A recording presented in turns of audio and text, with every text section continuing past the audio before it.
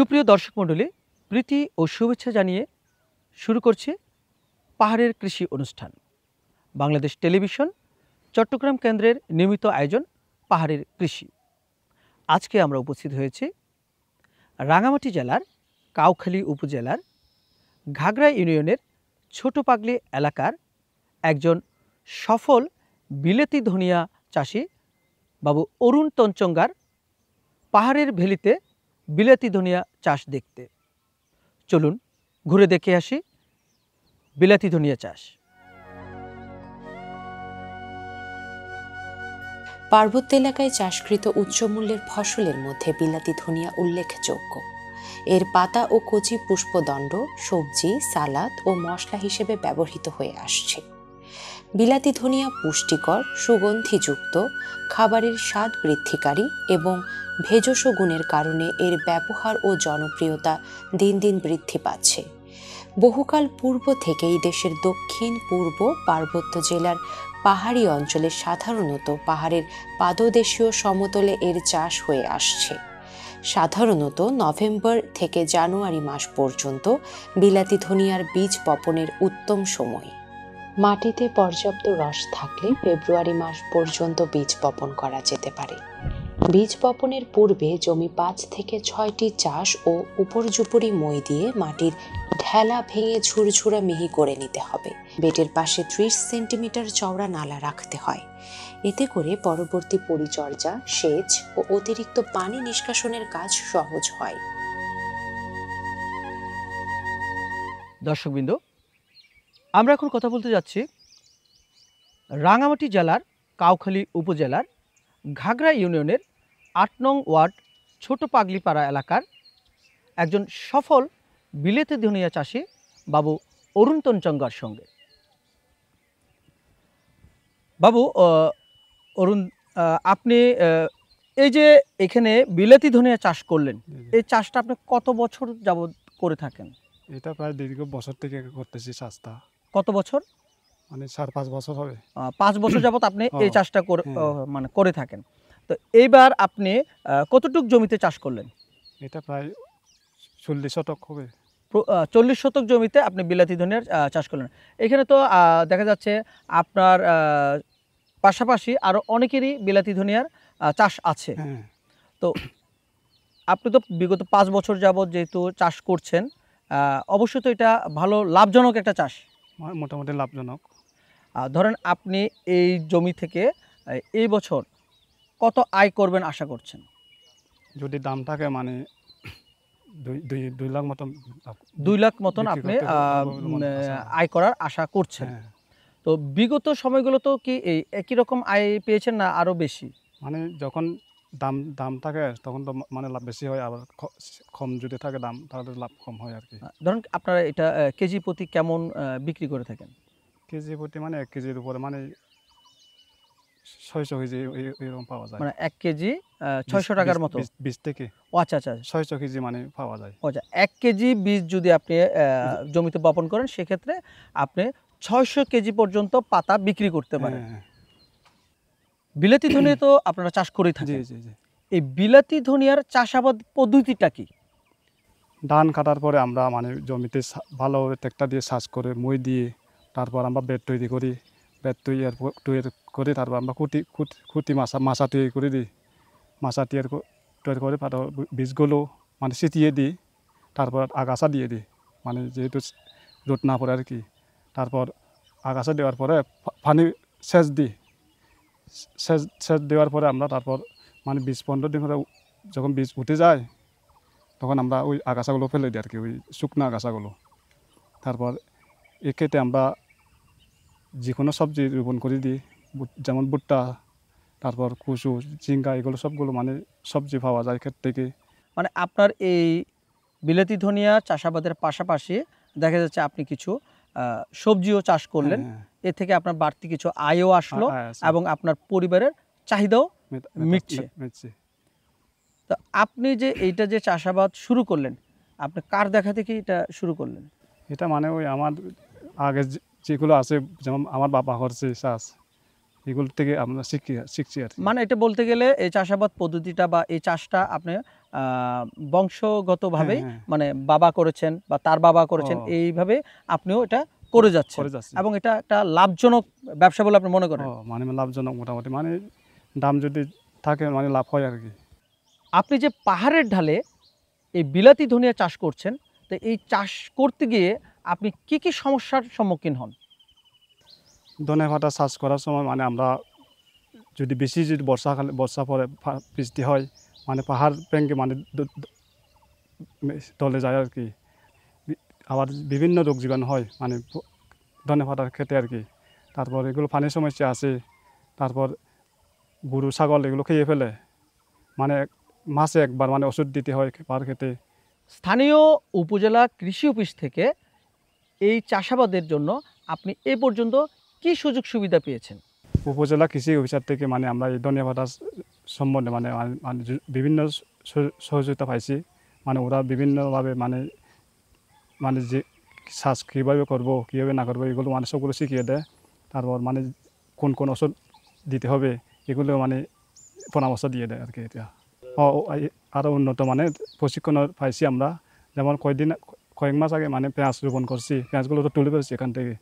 এগুলো থেকে মানে পেঁয়াজের বীজ পাইছি কৃষি অফিস থেকে। তারপর সার পাইছি, এগুলো সবগুলো দিছে। আবার খাওয়াখালী উপজেলা কৃষি অফিসার মানে আমাদের জমিতে এসে মানে পরামর্শ দিয়ে দেয়, মানে পরিদর্শন করে যায়। তারপর পরামর্শে মানে আমরা চাষবাস করি, মানে মোটামুটি মানে চাষবাস করে আমরা লাভবান হয়েছি মানে মোটামুটি। আপনাকে অসংখ্য ধন্যবাদ আমাদেরকে এই চাষাবাদ সম্পর্কে বিস্তারিত তথ্য দেওয়ার জন্য। ধন্যবাদ আপনাকে। বিলাতি ধনিয়ার পাতা নরম, চওড়া ও মসৃণ হওয়ায় জমিতে ছাউনি দেওয়া একান্ত প্রয়োজন এবং বীজ বোনার পূর্বেই ছাউনি দিতে হয়। বিলাতি ধনিয়া চাষে প্রতি 40% ব্যয় হয় প্রায় 2 লক্ষ টাকা। বিলাতি ধনিয়া বিক্রি করে আয় হয় প্রায় 4 থেকে 5 লক্ষ টাকা। খরচ বাদ দিয়ে দেখা যায় লাভ হয় 2 থেকে 3 লক্ষ টাকা। প্রতি শতাংশ জমিতে 160 গ্রাম বীজ প্রয়োজন হয়, প্রতি হেক্টরে 40 কেজি। বীজ বপনের পূর্বে শতাংশ প্রতি 80 কেজি পচা গোবর বা কম্পোস্ট সার, 200 গ্রাম ইউরিয়া, 800 গ্রাম টিএসপি ও 800 থেকে 1000 গ্রাম এমওপি শেষ চাষের সময় বীজ বপনের 3 থেকে 4 দিন পূর্বে জমিতে মিশিয়ে দিতে হবে। জমি তৈরি, সার প্রয়োগ, ছাউনি দেওয়ার পর বীজ বুনতে হবে। বীজ বোনার পর বেডের উপর ধানের খড় দিয়ে জাবরা বা মালচিং দিতে হবে। বীজ গজানোর পর জাবরা তুলে ফেলতে হবে এবং জমি সবসময় আগাছা মুক্ত রাখতে হবে।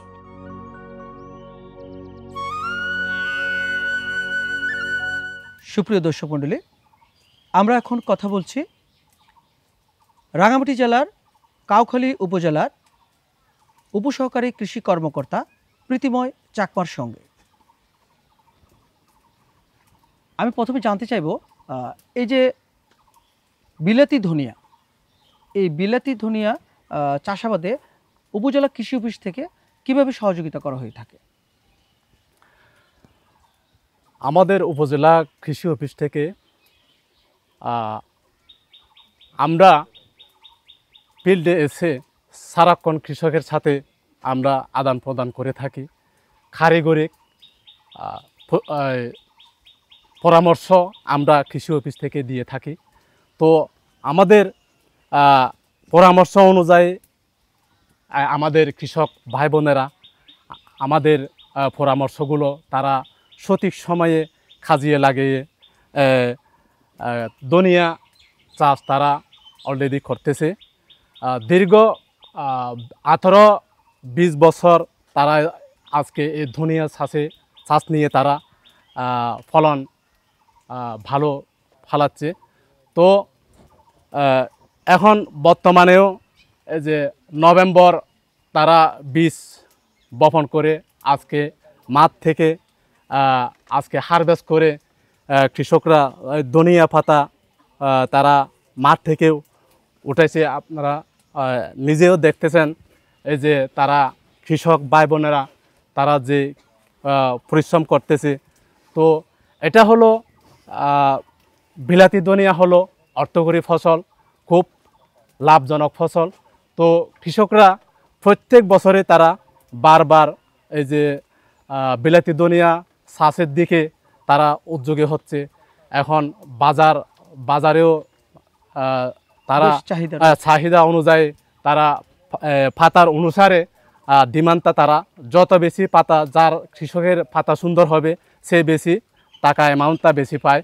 তো এখানে হলো স্থানীয় ব্যাপারী থেকে তারা বিক্রি করে, এখানে এসে পাইকারদা স্থানীয় ব্যাপারী আছে তারা আড়তদার সাথে তারা মালামালগুলো তারা বিক্রি করে। বিলাতি ধনিয়া একটি উচ্চ মূল্যের মশলা জাতীয় ফসল। এটি সালাদ হিসেবেও ব্যাপক চাহিদা আছে এবং এটি সালাদ হিসেবেও খুব ব্যবহৃত হয়ে থাকে। এটি এই এলাকায় দেখা যাচ্ছে অনেক কৃষকরাই ব্যাপকভাবে চাষাবাদ করছেন, কারণ এটি বেশ লাভজনক একটি চাষাবাদ। আমি আপনার কাছে জানতে চাইব, এই চাষাবাদ করতে আপনার কত খরচ পড়ে থাকে?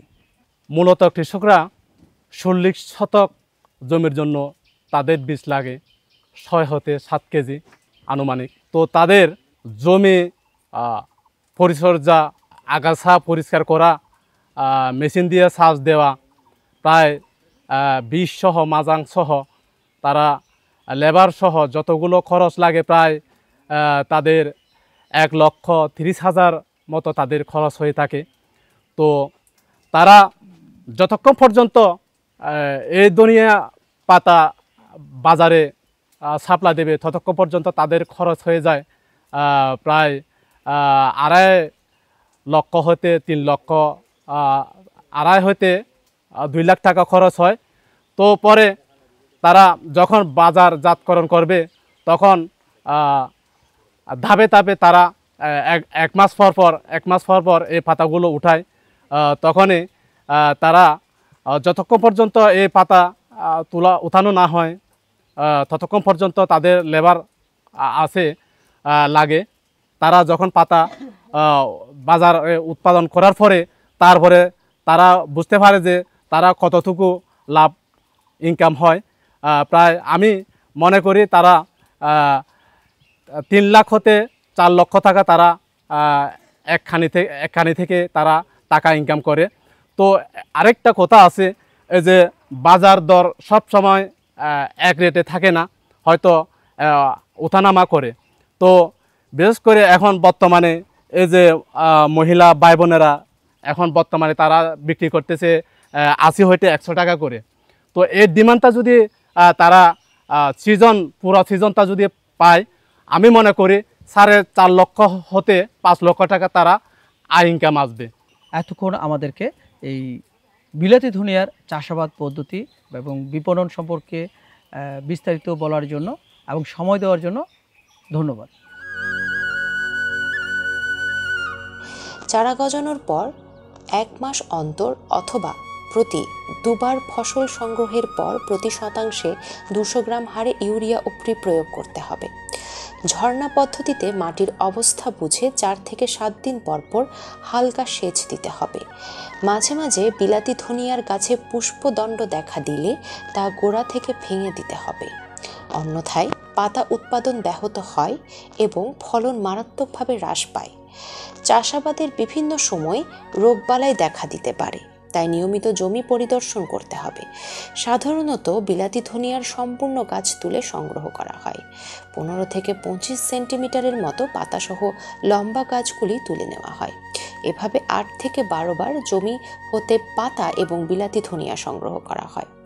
প্রতি হেক্টর জমি থেকে সর্বমোট 300 থেকে 50 টন এবং শতাংশে 120 থেকে 200 কেজি পর্যন্ত ফলন পাওয়া যায়। সুপ্রিয় দর্শক মণ্ডলী, এতক্ষণ আমরা ঘুরে ঘুরে দেখলাম পাহাড়ের ভ্যালিতে বিলাতি ধনিয়া চাষ।